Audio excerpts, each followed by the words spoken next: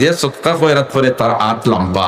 নবীজি কইন তার হাত লম্বা, তার হাত কিটা লম্বা। নবীজির ইন্তেকালের আগে আজওয়াজে মুতাহারাত লইয়া বইছেন, সুবহানাল্লাহ একবার। সুবহানাল্লাহ। আর নবীজির অন্তিম সময় আর খান্নাখাটি ফররা এক পর্যায়ে আজওয়াজে মুতাহারাত তৈল আল্লাহর রসুলের সম্মানিতা স্ত্রী মুহতারামা হল, সুবহানাল্লাহ। তাইন কইতে মাতিতে এক মর্তবা ফিল, আল্লাহর রসুল যদি আপনি আমরা আগে ইন্তেকাল করিলাইন আর আমরা আপনার বাদে মারা যাই, তে আমরা আমাদের তাকে হকলর আগে আপনার লগে খেয়ে গিয়া দেখা করবা, সুবহানাল্লাহ। নবীজি উঠিয়া কইলা, তোমার তোর মাদের তাকে হকলর আগে আমার লগে দেখা করবা জান আত লম্বা।